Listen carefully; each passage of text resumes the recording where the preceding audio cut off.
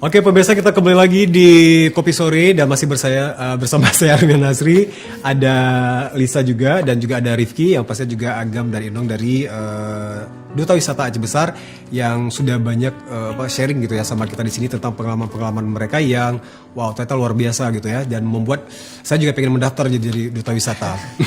Tapi perbarui KTP dulu kali ya. Oke. Apa itu ya di luar sana.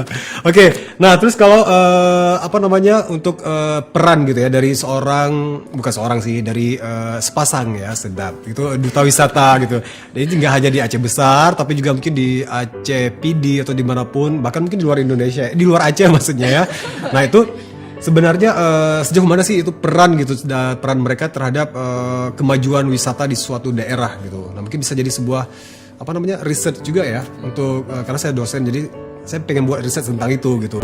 Nah jadi kalau menurut kalian, dari opini kalian itu efektif nggak sih atau terbantu nggak sih gitu? Sangat efektif sih kalau menurut kami, karena di sini anak muda yang diajak. Karena jika pemerintah itu mungkin lebih mencari jalur kepada anak muda. Iya, kita ini ya, mungkin yang anak muda ya. Ya anak muda sih, masih ABG tepatnya, oke.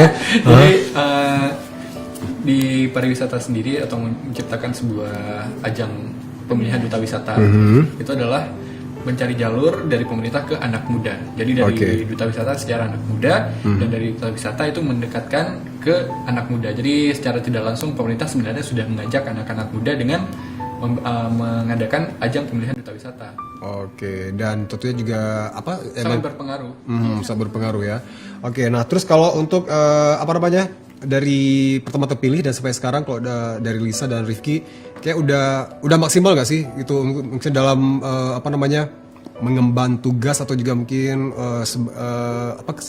menunaikan kewajibannya gitu ya untuk berkontribusi lebih gitu, karena kan duta wisata gitu ya untuk Aceh Besar. Nah itu menurut Lisa masih ada yang harus diini lagi atau udah maksimal atau udah semana prosesnya? Belum maksimal ya, karena kami juga baru masih perlu digali lagi potensi-potensi yang mana lagi yang harus kami promosikan, kami perkenalkan kepada masyarakat. Nah ini karena Aceh Besar ini sangat luas gitu, pemerintah aja udah kewalahan gitu, apalagi kami ya. Iya benar. Jadi di sini kami harus sering-sering traveling ya, tentunya harus lihat tempat-tempat di mana yang belum terjamah oleh tangan-tangan manusia gitu. Jadi untuk kedepannya insya Allah kami akan mengembangkan lagi, tidak hanya di Aceh Besar saja tetapi juga Aceh tentunya. Kebetulan saja kami ada di Aceh Besar, makanya kami terpilih menjadi Agaminong Aceh Besar. Iya, tapi padahal itu tujuannya juga mungkin dari dari hati sendiri pasti juga Aceh secara umumnya ya. Tentunya. Oke, nah jangan lupa juga untuk memperkenalkan Aceh PD gitu ya, karena itu memang wisatanya luar biasa sekali gitu ya. Jadi, nah apalagi sekarang kita lihat itu banyak di postingan di Instagram gitu. Jadi di Aceh Selatan, Aceh PD, dan tentunya juga apalagi di Aceh PD sekarang ini itu banyak yang tempat-tempat wisata yang meskipun saya juga berasal dari sana ya. Wow, ternyata ada gitu ya. Nah, jadi mungkin seperti air terjun Bidadari, terus juga pantai, apalagi di PD pokoknya banyak ya. Nah, itu juga sangat luar biasa sekali, itu pengaruh dari postingan-postingan di Instagram. Nah, terus menurut dari Rifki dan Lisa sendiri, itu berarti pengaruh postingan atau juga sosial media dalam mempromosikan suatu wisata itu cara yang paling efektif juga ya? Itu menurut kami sih itu cara paling ampuh. Karena memang populasi yang terbesar sekarang ini menggunakan media sosial itu tidak hanya dari anak muda saja, tetapi juga orang-orang yang sudah tua juga ikut menggunakan media sosial. Nah di sini wadah yang paling tepat untuk kita memperkenalkan wisata-wisata kita, karena kalau kita menggunakan media cetak atau media lain itu menghabiskan waktu, kemudian banyak menghabiskan hal-hal yang lainnya. Tapi kalau media sosial kita hanya perlu menggunakan gadget saja, kita foto, buat caption yang keren gitu, langsung upload. Ya, straight to the point, langsung sampai gitu ya, sangat. Ya, jadi apalagi juga generasi sekarang ya, kemana-mana tuh HP selalu dibawa atau diketekin, jadi kemana-mana jadi. Nah terus tapi benar ya itu sampai kalau nggak salah banyak itu yang selebritis mungkin dari public figure ya di Indonesia yang udah sering ke Lamreh ya. Iya, Bukit Lamreh. Ke Bukit Lamreh itu kan padahal dari dulunya mungkin belum terekspos, tapi dari pengaruh sosial media sosial ya, kebalik ya. Nah itu juga mungkin sampai semua orang juga tahu gitu. Nah bahkan mungkin dari hal-hal tempat-tempat baru, apalagi juga sekarang banyak akun-akun wisata dari wisata Aceh atau juga berbagai macam komunitas ya, yang itu sama-sama punya tujuan yang sama, termasuk juga mungkin dari Lisa dan Rifki juga gitu. Oke, nah terus kalau ini nih mungkin dari pengalaman pribadi juga, mungkin kalian dari memposting sesuatu ya di akun media sosial kalian ya. Nanti juga ada ini Instagram dari Rifki, Instagramnya apa? @onlyrifki. @onlyrifki. Kalau Lisa? Lisa Sahab 13. Lisa Sahab 13. Nah, ini pasti juga mungkin para pemirsa juga pengen pengen kepoin atau juga melihat itu kemana saja mereka yang udah pergi gitu ya. Nah, jadi ada di sini nanti bisa dilihat. Oke. Nah, terus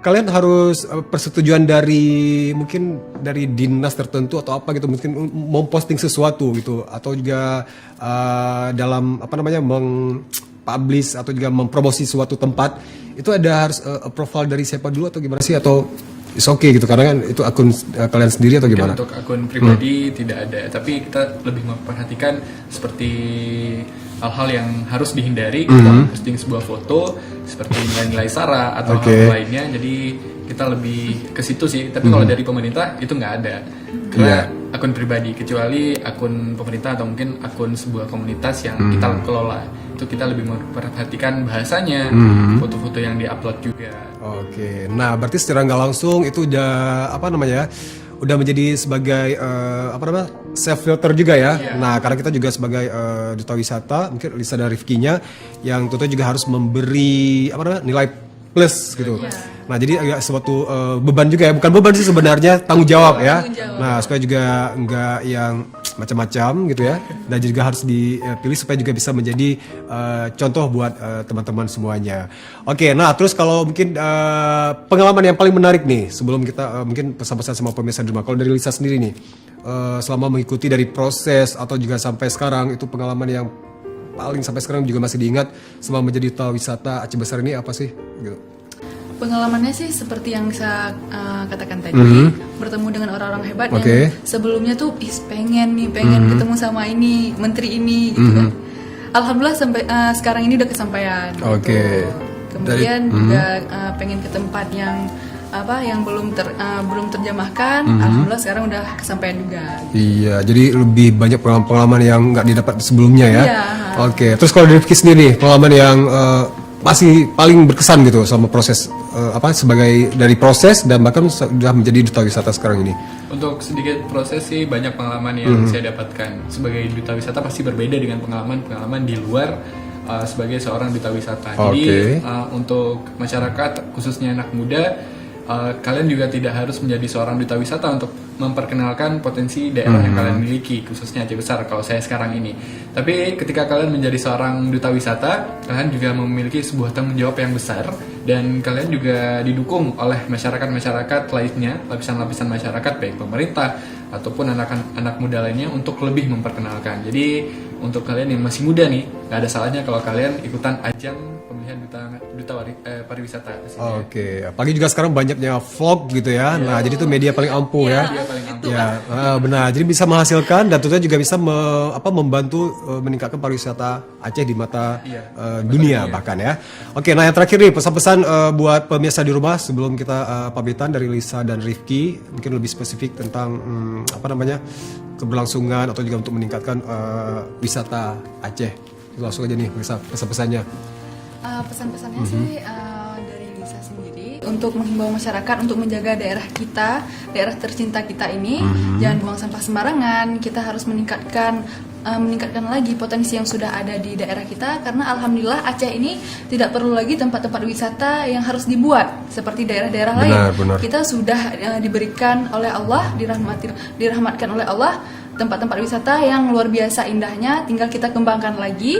Insya Allah kedepannya kita menjadi tempat wisata yang best, insya Allah. Oke, amin. Oke, dari Rifki nih pesan-pesannya.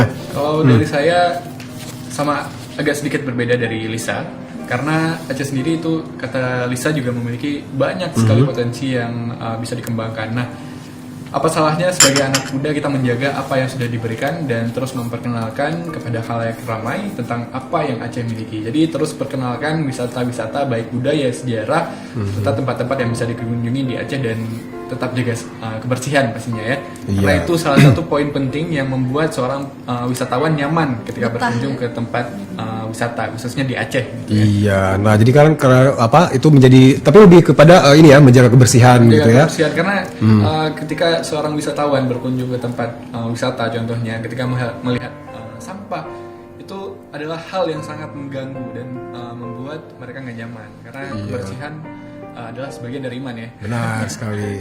Apalagi itu di kawasan Gurte ya, itu di bawah-bawah tuh, itu menjadi PR juga itu.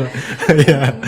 Seorang duta wisata itu bukan hanya menjaga daerah-daerah kita dari sampah gitu ya, tapi kita harus melestarikan budaya dan adat yang sudah diberikan oleh nenek moyang kita. Iya, that's the point. Nah, jadi jangan sampai hilang, jangan sampai dipatenkan sama orang ya, baru ribut ya, itu kebiasaan orang kita.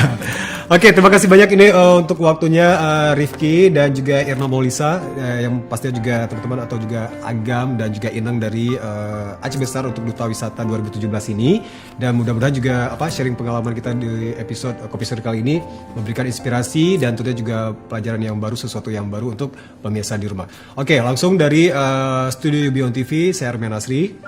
Saya Irna Maulisa. Saya Rifki. Ya, kita bertiga pamit. Kita mohon maaf kalau ada kesalahan-kesalahan kata, dan insya Allah kita jumpa lagi di waktu dan kesempatan. Assalamualaikum warahmatullahi wabarakatuh.